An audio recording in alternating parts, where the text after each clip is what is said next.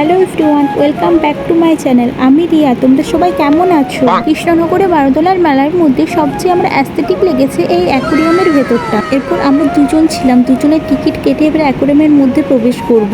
এর ভেতরে কি আছে এটা দেখার জন্য আমরা খুবই এক্সাইটেড হয়ে পড়েছিলাম। একটু এগিয়ে যেতেই দেখলাম একটা কুমির যেন আমাদের দিকে ধেয়ে আসছে। আমি তাকে এতটা পরিমাণ ডিস্টার্ব করলাম, তাও সে আমাকে কিছুই করলো না। একটু এগিয়ে যেতে আমার এক গরিলা বন্ধুর সাথে দেখা হয়ে গেল। আমি ওর পাশে দাঁড়িয়ে কত পোজ দিলাম, ফটো তুললাম, কথা বলার চেষ্টা করলাম, বাট +0। মনে হয় আজকে মুডটা অফ ছিল।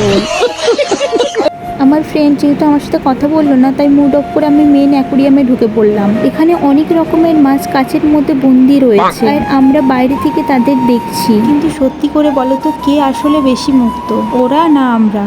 ওরা নিজের জগতে ঘুরে বেড়ায়, ওদের না আছে কোনো চাপ, না আছে কোনো প্রেশার। সত্যি বলতে এদের দুনিয়াটাই অন্যরকম। মেলাতে আর কি কি করলাম দেখার জন্য নেক্সট ভিডিও দেখতে হবে। ভিডিওটা যদি ভালো লাগে লাইক, কমেন্ট, শেয়ার, সাবস্ক্রাইব করে দিও।